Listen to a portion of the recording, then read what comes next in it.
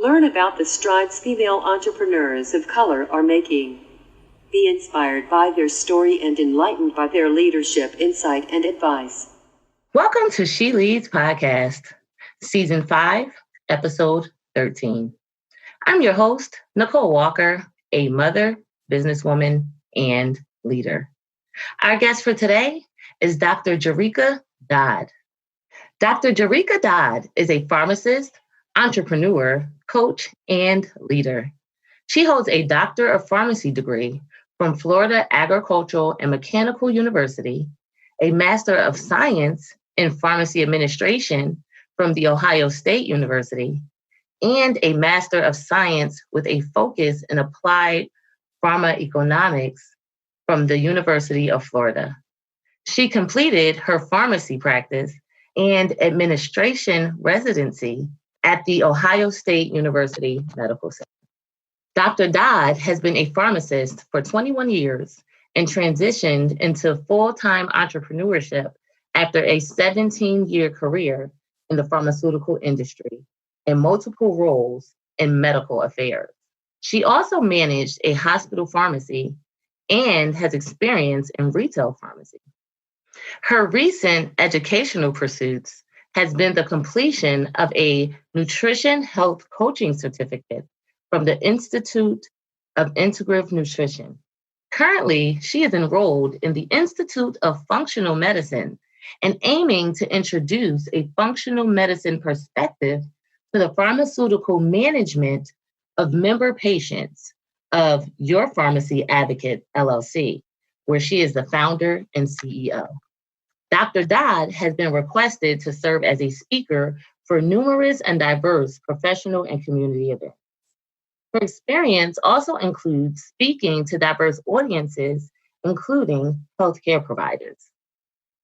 Jerrica's most recent speaking engagements were as a speaker and panelist at the entrepreneurial events at the 2019 Essence Festival in New Orleans, Louisiana. She is a co-author of the recently published book, I Survived, and has been featured on Ms. CEO, Glamptuous, and Upwards magazine covers in 2019. Dr. Dodd enjoys traveling, reading, teaching Zumba, cooking, and attending cultural events. With her background in pharmacy, leadership training, and her passion for people, Dr. Dodd enjoys encouraging people to be their best and to get the most out of every opportunity that life presents. Her favorite scripture is Luke 12:48. To whom much is given, much is required. And Dr. Dodd endeavors to live life giving back from the abundant ways in which she has been blessed. Without further ado, Leadership Empowerment with Dr. Jerrica Dodd. Okay, Dr. Jerrica, welcome to She Leads Podcast, Leadership Empowerment for Women of Color. We appreciate you blessing us with your insight today. Well, thank you. Thank you for having me. You're welcome. So I read your bio, and I want to say kudos to you for all of your educational accolades and for going into the medical field. I think this is definitely a space that more women of color need to venture into. So I think that's really awesome. Thank you. You're welcome. So are you ready to talk about leadership? Let's talk about it. So I myself feel that every person is a leader in one shape or form, whether they realize it or not. Would you agree? I agree. I think that we are all blessed with gifts and talents, skills, and abilities. And it's when we find our place, if you will, amongst those things that we begin to first feel like we're learning. And then second, I feel like that's when we begin to lead. Okay, thank you for that. I love that how you just mentioned like first learning, right? Because it starts with us and how we shape ourselves and then how we're able to influence and impact the world, right? So I like that. Right. I feel that most people, when they look to leaders, they want to first know what has that leader learned. Mm-hmm. And then they're able to, then the leader has to show how much they care. And then those that are following that leader will generally step up and want to learn what that leader has to teach, show, and share with them. Okay. Yes, care is I love that. Great points. So Dr. Jerrica, can you tell us when you realized you were a leader and what or who helped you to come to this realization? Oh gosh, I was thinking about when did I first realize that I was a leader, and I think it was probably in high school. That's a long time ago, but I remember when I decided to run for junior class secretary. And, there were only four positions: president, vice president, secretary, and treasurer. And thinking, like, wow, I'm stepping up to run a campaign and lead my junior class in high school. And, while that was daunting, it was definitely a rewarding experience. And even though, at that time in the 11th grade, I don't know that I really knew all that leadership entailed, but I think that's probably my earliest remembrance that I think I'm going to do something different, and it's going to be around leadership.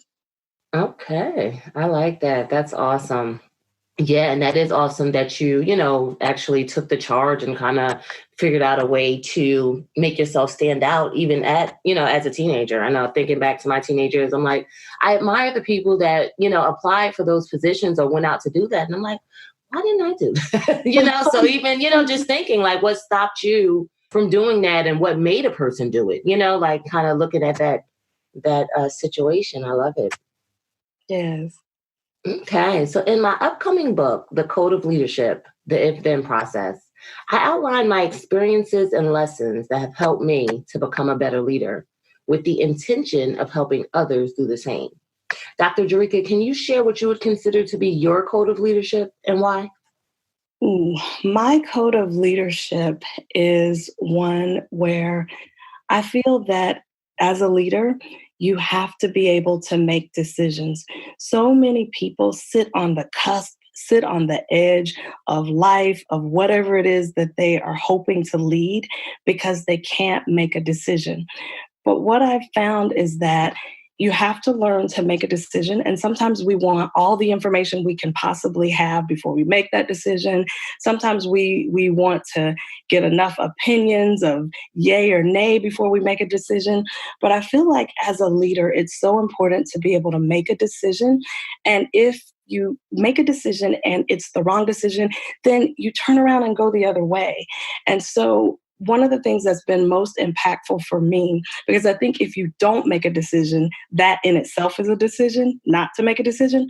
So I think that in leadership, you have to be able to make decisions. And sometimes making decisions means making decisions with not all the information you would like, not all the favorable opinions you would like, but really taking a stand and making a decision based upon your experience, based upon your knowledge, based upon your intuition, all of those things together, because it's the best way to have forward motion.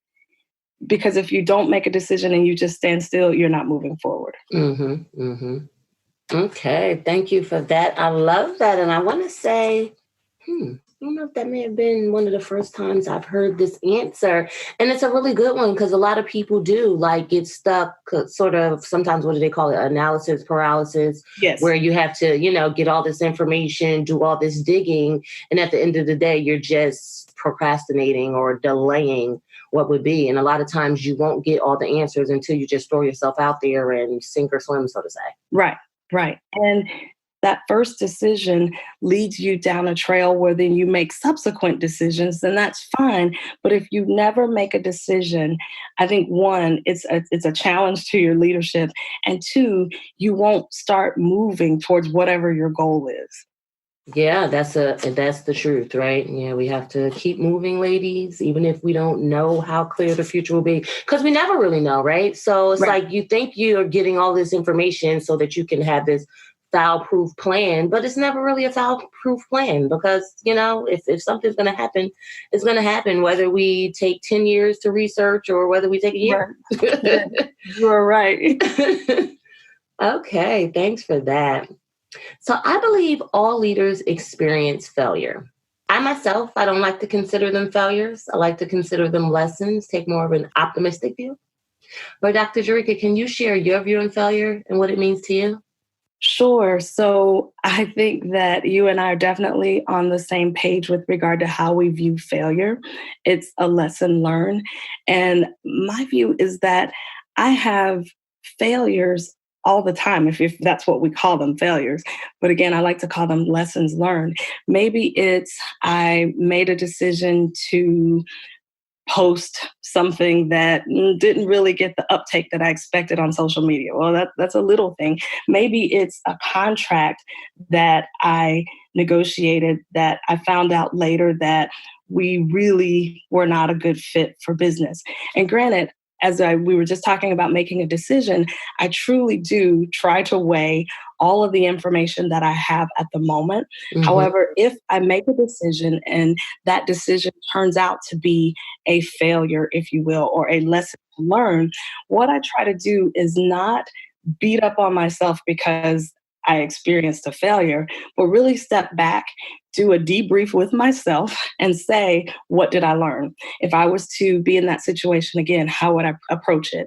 If I were to work with that person again, if I was, how would I approach it? So I think there's so much to learn, and that's this journey of leadership is really that's what's rewarding about it, because you learn how to course correct, you learn how to take the things that would be a proverbial flop, if you would, and learn how to do it better the next time. It also gives you the wisdom and the capability of sharing with others, because I think it's easy to learn from other mistakes that other people have made. And they say, hey, you don't want to do this.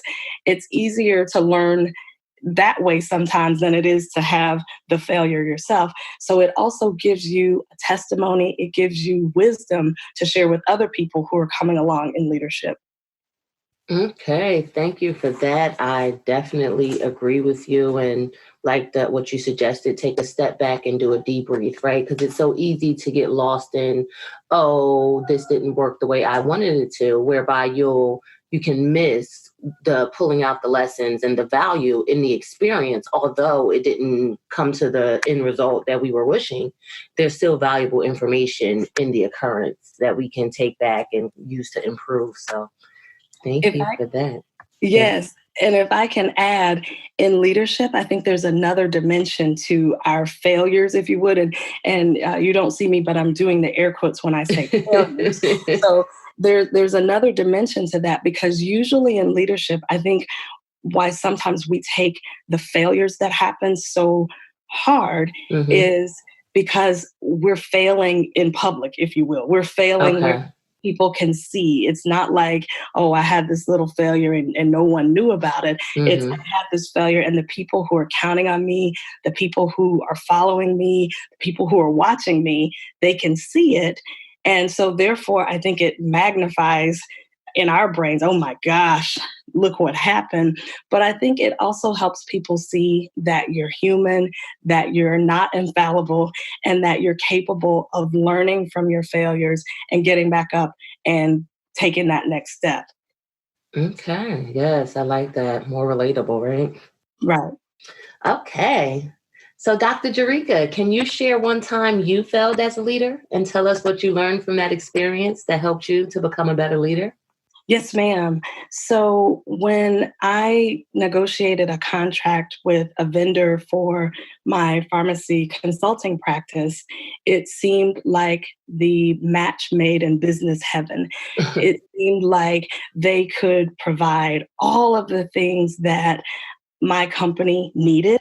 And they were intrigued that my company was based on this platform that was new, that was different.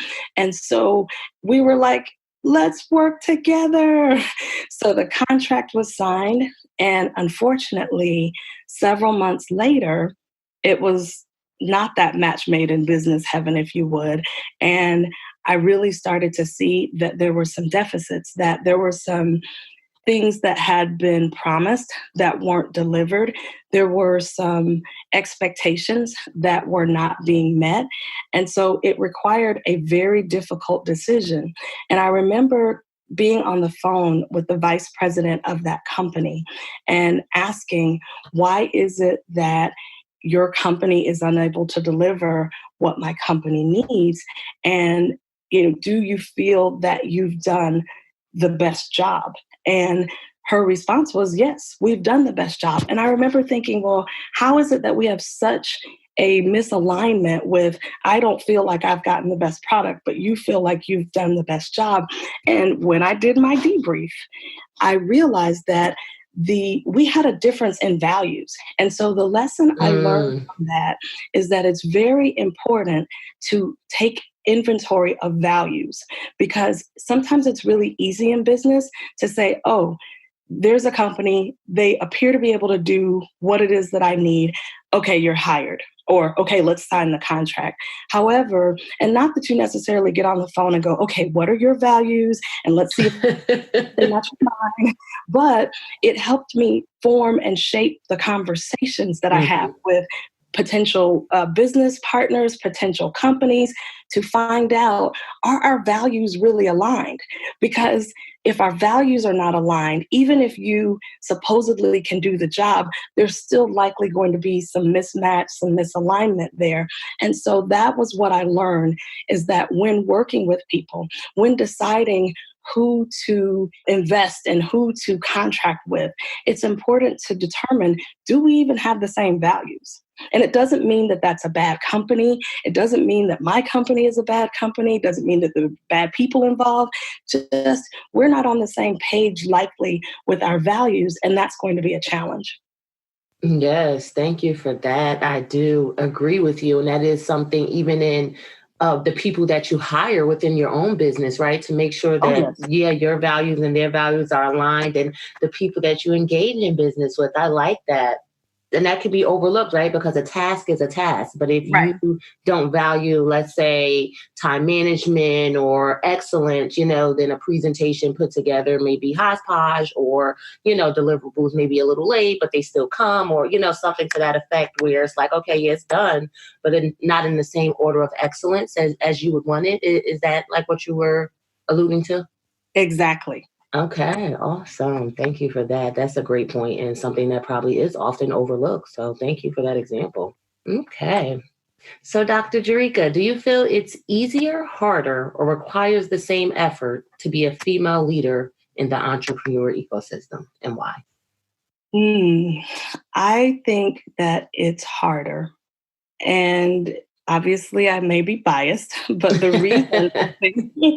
reason that I think it's harder is because there are so many expectations and standards that are placed on women in general. Just, we're not even talking about leaders, business women, just women in general, on how we're supposed to be, how we're supposed to act, how we're supposed to look, how we're supposed to carry ourselves, that trying to navigate those expectations, yet still show up as who we are authentically, still show up and bring our gifts, talents, skills, and abilities to the table at which we lead. I think that is harder to do, because we're definitely, like, you hear people speak of a male leader as being assertive, but a female leader is bossy, aggressive, adjectives that have negative connotations to them. And so with that, I think that it's harder being a female leader and knowing when to push, when to pull, and how to do it all gracefully and still show up and defy expectations, as well as adhere to the expectation. There's just so much in that I believe that being a female leader definitely offers a layer of complexity compared to our male counterparts. Okay, thank you for that. And I do agree that as women, we aren't viewed the same, and some of the same characteristics can come off negatively or be looked at negatively, whereby we have to kind of make our own narrative, I would say, and, and just walk in our, like you said, grace, learn how to move gracefully, but, just walk in our strength, knowing that being who we are is enough. Right. Yes, thank you. Okay. Productivity is a hot topic right now, as it should be. Mm-hmm. Many people want to know how to do more with less and be efficient. As a successful leader, this is a must. Dr. Jerrica, do you have any productivity tips to share with our listeners? So the things that help me be productive and efficient and not lose myself in all that I do are, I would say, number one, my calendar is like a necessary, I cannot live without it, because when I start trying to discuss my schedule and I don't have my calendar at hand, be it my written calendar or my electronic calendar, because I do a bit of both, I am not very capable of managing my schedule from my memory. So my top productivity tool for me is always having my calendar very near, because oftentimes I'm in different time zones and that can get crossed up, if you can imagine. So I would say my calendar is first. Second, I make sure that the things that are most critical, the things that are priority, that they have a space on my calendar. So you hear people talk about, I need to exercise. Well, I've learned that if it's not on my calendar, one, I keep a coach, but two, if it's not on my calendar, then it's not likely to happen. Oftentimes, if someone is trying to connect and we're, hey, let's jump on the phone, let's just have a quick call, let's talk. When I find that it's not happening, that's when I will reach out and say, hey, you know what? Here's a link to my calendar. Tell me what time works for you so that we can make it happen. So again, I'm back to my calendar, but also prioritizing those things that are necessities for every day. The quiet time, meditation, prayer, working out, all of those things that help me show up and be the leader that I am, I have to prioritize them, put them on the calendar, or they won't happen, because it's really easy to jump out of bed and run into your day and realize those things that keep me afloat, those things that keep me functioning on all my cylinders, they didn't even happen today. Yeah. Great point. I love that. And that's basically learning how to put ourselves first, right? Because if we're not full and we're not operating on all cylinders, then it's not the day doesn't necessarily go the way we would want it to go. So, right. Yeah, we have to plan for it. You're speaking directly to me. So thank you. You're welcome. Okay, so Dr. Jerrica, can you share an experience that blessed your leadership and tell us about the outcome or the takeaway that you learned? An experience that blessed my leadership. So I'll talk about a recent experience, because I was on a group coaching call with my coaching group last week. And oftentimes when I'm talking to people, my clients tend to be very analytical. And when I'm talking to them, I'm analytical too, but I'm talking with them about dreaming and what is it that, is your heart's passion? Let's build that business. Let's go do that. And so oftentimes I wonder if maybe they are not saying it, but thinking, she is looking through rose-colored glasses. Does she understand that I have bills to pay? I don't know how to do what it is that I have a passion to do. She must be floating on a cloud somewhere. However, I did a group session with my group coaching clients last week, and the title of the call and the teaching was Mindset and Dreams. And in parentheses, when I advertised it to them, or announced it to them, I put in parentheses, I said, don't take this lightly. And because I didn't want them to look at it and say, oh, that's the Mindset Dreams call, I can skip that one, I'll just get the recording. So I didn't want them to take it lightly. When they got on the call, it was such magical experience in that the ladies began to open up and share. Well, because as I mentioned, I coach pharmacists, the ladies begin to open up and share, well, I really have a desire to be a stylist, a fashion stylist, or I really have a desire to bake desserts, or whatever their dream was. They actually started opening up and sharing. And my comment to each one of them was, why aren't we building that? That's what your desire and your passion is. Let's build it. And so the excitement and the energy that was on that call was amazing. Well, yes, there will be those who will be able to hear the recording if you were on that call. And one of them even followed up and said, wow, that was an amazing call because we were able to really just dream and share our dreams and start thinking about what is possible, that we can really build anything that we want.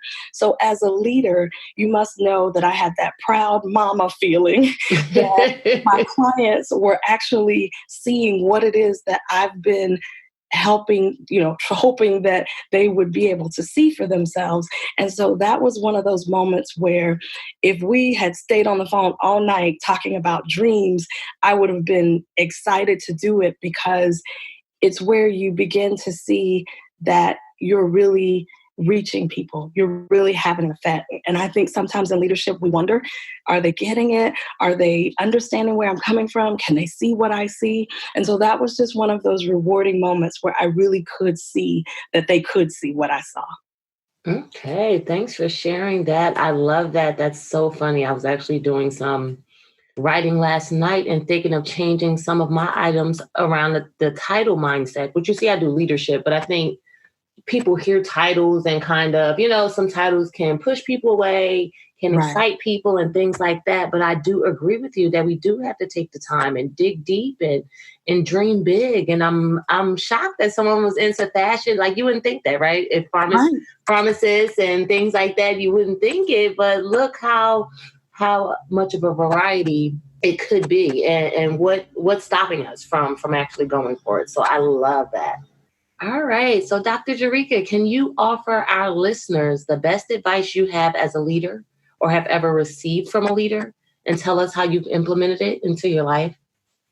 So as a leader, I really feel that you have to help enough people get where they want to go. And if you do that, you'll get where you want to go. That's a quote from Zig Ziglar, and it may not be verbatim, but it's very, very close. Yeah. And then I also knew of a leader who said, you have to give and give, then get. And so oftentimes humans, we show up with a what's in it for me perspective or attitude. But as a leader, I think it's so much more than what we can get to build more on our leadership journey, but it's giving to people. It's turning and giving to help other people get where they want to go. And as a result, I will get where I want to go. And so I think that we have to, one, give and give more than we actually get. And though we feel like we may be giving more as leaders, I promise the reward that we get is going to definitely supersede in the end the amount that we give. So I'm very, very much in favor of helping people get where they want to go. And in turn, that is how I have gotten to where I've wanted to go. Okay, thank you for that. I love that. And that is great advice, right? Because like you said, we are just humans, right? And it's usually the first instinct is self-preservation, but in realizing that helping others helps you, that's like a win-win, and you're actually helping other people instead of just focusing on yourself. So that is great, great advice. Okay, so you made it to the finish line. How do you feel? I feel great. And that was so much fun. Awesome. I'm glad you enjoyed. Well, Dr. Jerrica, I want to thank you again for being our guest on She Leads podcast, Leadership Empowerment for Women of Color. But before we part, do you want to give our listeners your contact information or mention any events, products, services, and or ventures that they would benefit from knowing about? Sure. The best way to keep up with me or connect with me, and I love connecting. So the best way to do that is either through social media or my website. My website is yourpharmacyadvocate.com. Again, it's yourpharmacyadvocate.com. And even if a person reaches out and they're not necessarily interested in the services that we can provide, they can definitely reach out through the website. There's a contact link there that they can leave their information and I can follow up with them. Or if you're interested in connecting on social media, I can be found on Facebook at Jerrica L. Dodd. It's Jerrica L. Dodd, Dodd. I can also be contacted on our Facebook business page, which is Your Pharmacy Advocate. So I would love to connect. I have an Instagram account, which is, there's a couple. There's Jerrica Speaks, and then there's Your Pharmacy Advocate on Instagram as well. Okay, so thank you, Dr. Jerrica. We appreciate your insight today. Thank you. You're welcome.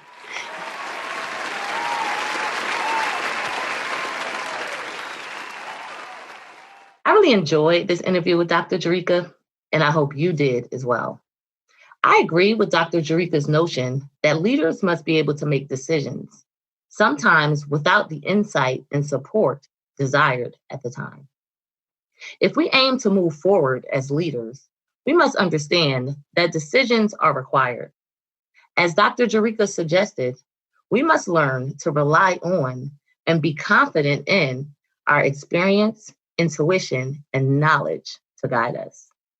When we become comfortable with the possibility of failing, we can understand that failure is just an opportunity to course correct if we keep pushing.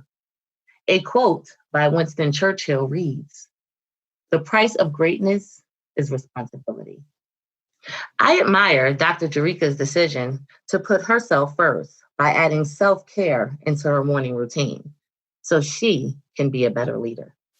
Taking time to nurture ourselves is not only smart, it is required if we want to show up at our best. Dr. Jerrica shared 3 things that she does for herself daily, which is meditate, pray, and work out. These are great ways to take care of ourselves so we can be healthy and on point. Dr. Jerrica suggested we schedule all of our priorities, with self-care being at the top of the list, to ensure we accomplish our goals and stay focused. A quote by Eleanor Brown reads, "Self-care is so important. When you take time to replenish your spirit, it allows you to serve others from the overflow. You cannot serve from an empty vessel." I can relate to Dr. Jerrica's analytical yet optimistic mindset, as I have the same. Dreaming can be difficult for a person whose mind works off of facts and figures, yet it is essential if we want to reach our highest potential. Positivity cannot be quantified in numbers, but it can be quantified in observation. When we expand our horizons, we open our minds to the possibilities we have. When our dreams energize and excite us, we should follow them. Dr. Jerrica said, when we start thinking about what is possible, we can build anything we want. A quote by Walt Disney reads, "If you can dream it, you can do it." Nicole Walker's takeaway for this week. Dr. Jerrica mentioned the importance of having shared values with those we do business with to ensure we have the same priorities and goals. When our expectations differ from those around us, we view things differently and are driven by different measures, which can leave room for disappointment in the long run. If we want to be aligned with those we work with, we have to ensure our values are similar and we are operating on the same frequency. I will make it my business to dig deeper in my conversations with others to see if they have the same values before moving forward. I understand that my idea of complete and superb is not a universal view, so I will do my due diligence to mitigate the risk of misunderstanding by seeking those in alignment with my values. A quote by an unknown author reads, "Sometimes the issue is simply that their ceiling is your floor." And now we have Nicole Walker's Leadership Challenge of the Week. My leadership challenge for you would be to think about the one thing that you can take away from this episode and adopt into your life. I know it's hard to absorb too much information at one time, and it's even harder to try and implement too many changes at once. When I listen to a training or attend podcasts, I aim to walk away with at least one thing that stuck out to me and one way that I can change as a result. I challenge you to do the same. Don't forget to subscribe to She Leads Podcast for first access to future episodes. And also like and share this episode of She Leads podcast entitled Learn How to Course Correct with Dr. Jerrica Dodd.